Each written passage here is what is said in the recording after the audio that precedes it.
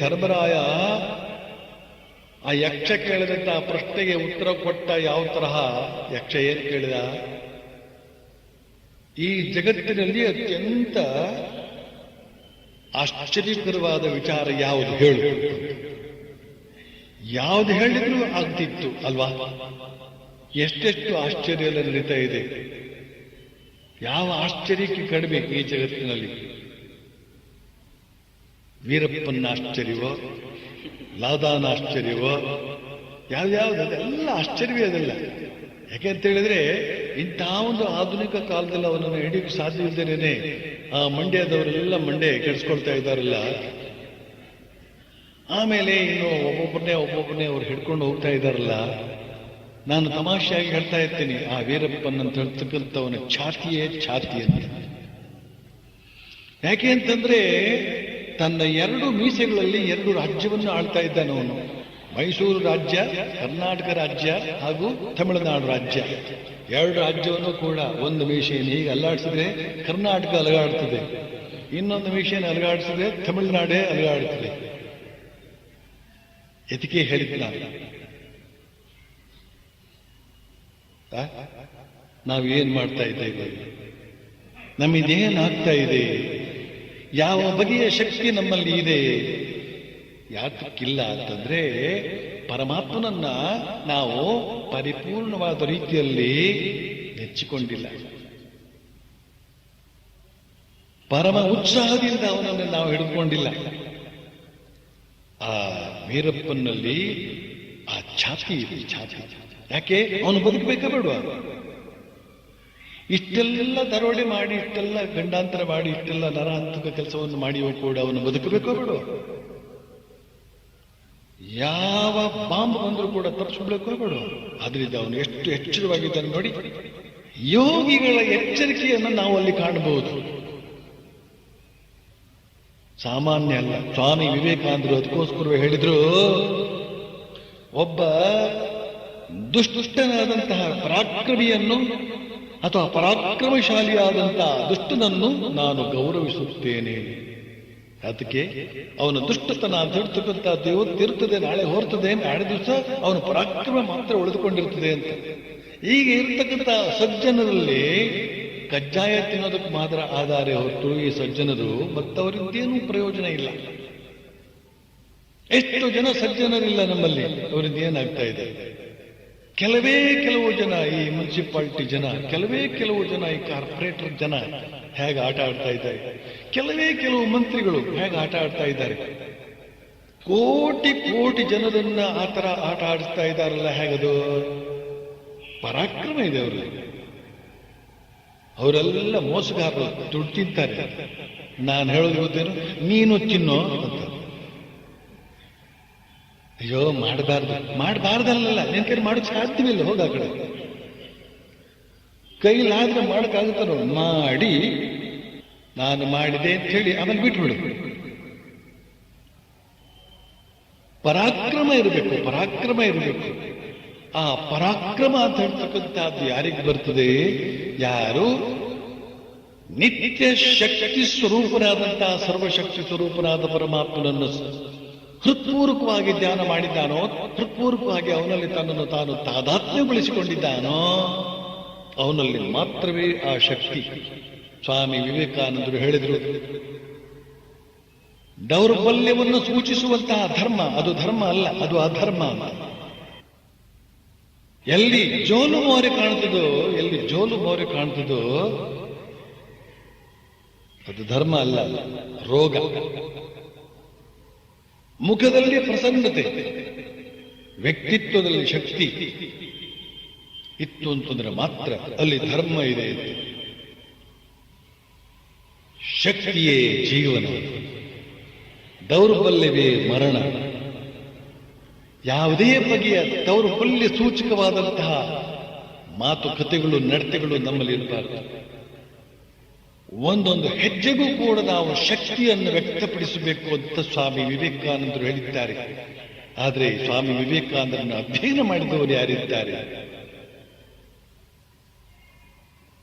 ಸತ್ಸಹವಾಸ ಅಂದ್ರೆ ಅದು ಸ್ವಾಮಿ ವಿವೇಕಾನಂದರ ಸಹವಾಸವನ್ನು, ಅವರ ಸದ್ಗ್ರಂಥಗಳ ಅಧ್ಯಯನ ಮಾಡುವುದರ ಮೂಲಕ ಆ ಸಹವಾಸವನ್ನು ಹೊಂದಬೇಕು ನಾವು. ಸ್ವಾಮಿ ವಿವೇಕಾನಂದರ ಸದ್ಗ್ರಂಥಗಳ ಅಧ್ಯಯನದ ಮೂಲಕ ನಮ್ಮ ವ್ಯಕ್ತಿತ್ವವನ್ನು ಶಕ್ತಿಶಾಲಿಗಳನ್ನಾಗಿಸಬೇಕು. ಶಕ್ತಿಯನ್ನು ಆರಾಧಿಸದೆ ನಮಗೆ ಉದ್ಧಾರವಿಲ್ಲ ಅಂತ ಹೇಳ್ತಕ್ಕಂಥ ಮಾತನ್ನ ಆ ಸತ್ಪುರುಷ ಸ್ವಾಮಿ ವಿವೇಕಾನಂದರು ಹೇಳಿ ಹೋಗಿದ್ದಾರೆ.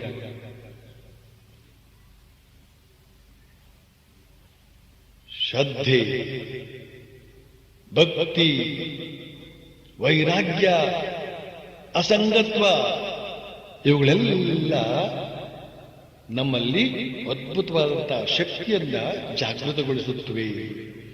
ಈ ಶಕ್ತಿಯ ಪರಿಣಾಮವಾಗಿ ನಮ್ಮ ಅಂತರಂಗದಲ್ಲಿ ಆನಂದ ಅಂತ ಹೇಳ್ತಕ್ಕಂಥದ್ದಿರ್ತದೆ. ಊಟ ಮಾಡಿದರೆ ಮಾತ್ರ ಆನಂದ ಸಾಮಾನ್ಯರಿಗೆ, ಕಂಡರೆ ಮಾತ್ರ ಆನಂದ ಸಾಮಾನ್ಯರಿಗೆ. ಆದರೆ ಯಾರು ಪರಮಾತ್ಮನಲ್ಲಿ ತಮ್ಮ ಮನಸ್ಸನ್ನು ನೆಟ್ಟಿದ್ದಾರೋ, ಅವನಲ್ಲಿ ತನ್ನ ಸಂಘವನ್ನ ಸ್ಥಾಪಿಸಿದ್ದಾರೋ, ಅಂದ್ರೆ ಅವನ ಸಂಘದಲ್ಲಿಯೇ ಇರ್ತಾರೋ ಅಂತವರು ಊಟ ಮಾಡದೇ ಇದ್ರೂ ಆನಂದದಿಂದಲೇ ಇರ್ತಾರೆ.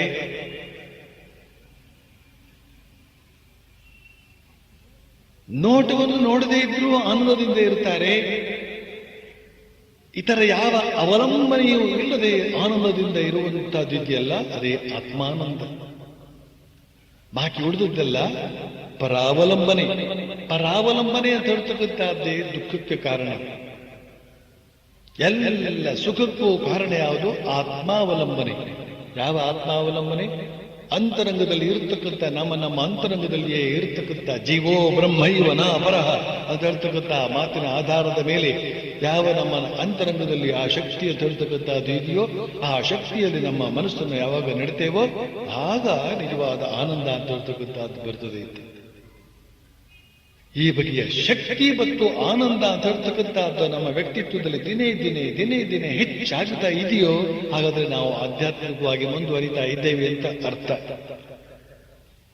ಸ್ವಾಮಿ ವಿವೇಕಾನಂದರು ಹೇಳ್ತಾರೆ, ನಿಮ್ಮ ಮುಖದಲ್ಲಿ ಏನಾದ್ರೂ ಅಳುಬುರುಕತನ ಕಾಣ್ತಾ ಇತ್ತು ಅಂತ ಹೇಳಿದ್ರೆ ಅವತ್ತಿನ ದಿವಸ ಹೊರಗಡೆ ಹೋಗಬೇಡಿ, ಯಾರಿಗೂ ನಿಮ್ಮ ಮುಖವನ್ನು ತೋರಿಸಬೇಡಿ. ಯಾತಕ್ಕೆ ಅಂತ ಹೇಳಿದ್ರೆ ನಿಮ್ಮ ಆ ಜೋಲು ಮೋರಿಯನ್ನು ನೋಡಿ ಅವರೆಲ್ಲ ಮೊದಲೇ ದುಃಖಿತರಾಗಿರ್ತಾರೆ, ಇನ್ನಷ್ಟು ದುಃಖಕ್ಕೆ ಕಾರಣರಾಗ್ತಾರೆ. ಯಾತಕ್ಕೆ? ಆ ರೋಗವನ್ನು ಹೊರಗಡೆ ಎಲ್ಲ ಹರಡ್ತೀರಿ. ಜೋಲು ಮೋರೆಯನ್ನು ತೋರಿಸುವುದೇ ಒಂದು ರೋಗ. ಆ ರೋಗವನ್ನು ಹರಡಬೇಡಿ ಅಂತ ಹೇಳ್ತಾರೆ. ಎಲ್ಲಿಂದೆಲ್ಲಿಗೆ ಬಂತು ನೋಡಿ, ಎಲ್ಲಿಂದೆಲ್ಲಿಗೆ ಬಂತು. ಎಂತೆಂಥ ವಿಚಾರಗಳೆಲ್ಲ ಇವೆ. ಸ್ವಾಮಿ ವಿವೇಕಾನಂದರು ತಮಾಷೆ ಮಾಡ್ತಾ ಹೇಳ್ತಾರೆ ಒಂದು ತಮಾಷೆ, ಒಂದು ಜೋಕು. ಈ ಕ್ರಿಶ್ಚಿಯನ್ ಮಿಷನರೀಸ್ ಇರಲ್ಲ, ಅವ್ರಲ್ಲಿ ಪಾದ್ರಿಗಳೆಲ್ಲ ಇರ್ತಾರೆ, ಪಾದ್ರಿಗಳು. ಆ ಪಾದ್ರಿಗಳು ಹೊಸ ಪಾದ್ರಿಗಳಿಗೆಲ್ಲ ಶಿಕ್ಷಣ ಕೊಡ್ತಾರೆ. ಅವ್ರನ್ನ ಹಳ್ಳಿಗಳಿಗೆಲ್ಲ ಕಳಿಸಿ ಅಲ್ಲಿರ್ತಕ್ಕಂಥ ಜನರನ್ನೆಲ್ಲ ತಮ್ಮ ಮತಾಂತರಗೊಳಿಸಬೇಕು ಅಂತ. ಹಾಗೆ ಮತಾಂತರಗೊಳಿಸುವ ಸಂದರ್ಭದಲ್ಲಿ ಆ ಜನರಿಗೆಲ್ಲ ಯೇಸು ಕ್ರಿಸ್ತನನ್ನು ಹೇಗೆ ಪ್ರೀತಿಸಬೇಕು, ಯೇಸು ಕ್ರಿಸ್ತನನ್ನು ಪ್ರೀತಿಸಿದರೆ ಮಾತ್ರವೇ ಸ್ವರ್ಗ, ಯೇಸು ಕ್ರಿಸ್ತನನ್ನು ಪ್ರೀತಿಸದೇ ಇದ್ರೆ ನಿಮಗೆ ಶಾಶ್ವತವಾದಂತಹ ನರಕ ಅಂತ ಹೇಳ್ಕೊಡ್ಬೇಕಂತೆ. ಆಗ ಅವರು ಯೇಸು ಕ್ರಿಸ್ತನನ್ನು ನಂಬುತ್ತಾರೆ ಅಂತ. ಸುಮ್ಮನೆ ಯೇಸು ಕ್ರಿಸ್ತನನ್ನು ನಂಬಿದ್ರೆ ಸಾಕು, ನಿಮಗೆ ಸ್ವರ್ಗ ಕಟ್ಟಿಟ್ಟದ್ದು. ಯೇಸು ಕ್ರಿಸ್ತನನ್ನು ನಂಬದಿದ್ರೆ ನಿಮಗೆ ನಿತ್ಯ ನರಕ. ಈಗ ಆ ಪಾದ್ರಿಗಳು ಪಾಠ ಮಾಡ್ತಾ ಇರುವವರು ಹೇಳ್ತಾರಂತೆ, ಸ್ವರ್ಗ ಅಂದ್ರೆ ಆ ಹಳ್ಳಿಗರಿಗೆ ಏನ್ ಗೊತ್ತೋ, ಸ್ವರ್ಗ ಅಂದ್ರೆ ಏನು ಅಂತ ಗೊತ್ತಿಲ್ಲದಿದ್ಮೇಲೆ ಯೇಸು ಕ್ರಿಸ್ತನನ್ನು ಯಾತಕ್ಕೆ ನಂಬುತ್ತಾರೆ? ಸ್ವರ್ಗ ಸುಖ ಅಂದ್ರೆ ಏನು ಅಂತ ಗೊತ್ತಿಲ್ಲದ ಮೇಲೆ ಯೇಸು ಕ್ರಿಸ್ತನ ಕಟ್ಕೊಂಡು ಏನಾಗಬೇಕಾಗಿದೆ? ಆದ್ರಿಂದ ಸ್ವರ್ಗ ಅಂದ್ರೆ ಏನು ಅನ್ನೋದನ್ನ ಅವರಿಗೆ ಚೆನ್ನಾಗಿ ವಿವರಿಸಬೇಕು ನೀವು. ಹೇಗೆ ವಿವರಿಸ್ತೀರಿ? ಸ್ವರ್ಗದಲ್ಲಿ ಆನಂದ ಇರ್ತದೆ. ಸ್ವರ್ಗದಲ್ಲಿ ಆನಂದ ಇರ್ತದೆ. ಆ ಆನಂದವನ್ನು ಹೇಗೆ ತೋರಿಸ್ತೀರಿ ನೀವು? ನಿಮ್ಮ ಬಾಯಿಯನ್ನು ಅಗಲಿಸಬೇಕು, ತುಟಿಗಳನ್ನು ಅಗಲಿಸಬೇಕು, ನಗುಮುಖವನ್ನು ತೋರಿಸಬೇಕು. ನಗ್ತಾ ನಗ್ತಾ ನಗ್ತಾ ಸ್ವರ್ಗ ಅಂತಂದ್ರೆ ಎಷ್ಟು ಆನಂದ, ಎಷ್ಟು ಆನಂದ, ಏನ್ ಆನಂದ ಅಂತ ಹೇಳ್ತಾ ನಿಮ್ಮ ಮುಖ ಆ ಆನಂದದಿಂದ ಅರಳಿರ್ಬೇಕು. ಗೊತ್ತಾಯ್ತಾ? ಆಮೇಲೆ ಸ್ವರ್ಗ ಈಗ ಅವರಿಗೆ ಅರ್ಥ ಆಯ್ತು ಏನು ಅಂತಂದ್ರೆ. ಇಷ್ಟು ನಗ್ತಾ ಇರ್ಬೋದು, ಖುಷಿಯಾಗಿರ್ಬೋದು ಅಂತ. ಈಗ ನರಕ ಅಂತ ಹೇಳದೇ ಇದೆ. ನರಕ ಅಂದ್ರೆ ಎಷ್ಟು ಕಟ್ಟದ್ದು, ಅದು ಯಾವ ತರ ಇರುತ್ತೆ ಅಂತ ತೋರಿಸ್ಬಿಟ್ಟು ಬೇಡವಾ? ಅದು ತೋರಿಸದೇ ಇದ್ರೆ ನರಕದಲ್ಲೂ ಸುಖ ಇರ್ಬೋದು ಅಂತ ತಿಳ್ಕೊಂಡ್ಬಿಟ್ರೆ ಕಷ್ಟ. ಅದಕ್ಕೋಸ್ಕರ ನೀವು ನರಕವನ್ನ ತೋರಿಸ್ಬೇಕು. ನರಕದಲ್ಲಿ ಇರ್ತಕ್ಕಂಥವ್ರ ಮುಖ ಎಲ್ಲ ಹೇಗಿರ್ತದೆ ಅಂತ ಅನ್ನೋದನ್ನು ತೋರಿಸ್ಬೇಕು. ಸ್ವರ್ಗದಲ್ಲಿ ಇರ್ತಕ್ಕಂಥವ್ರ ಮುಖ ಹೇಗಿರ್ತದೆ ಅಂತ ಅನ್ನೋದನ್ನು ತೋರಿಸಿ ಆಯ್ತು. ಈಗ ನರಕದಲ್ಲಿ ಇರ್ತಕ್ಕಂಥವ್ರ ಮುಖ ಹೇಗಿರ್ತದೆ ಅಂತ ಅನ್ನೋದನ್ನು ನೀವು ತೋರಿಸ್ಬೇಕು. ಅದಕ್ಕೆ ಏನ್ ಮಾಡ್ಬೇಕು ನೀವು? ನಿಮ್ಮ ಈಗಿರುವ ಮುಖ ಇದೆಯಲ್ಲ ಅದೇ ಸಾಕು.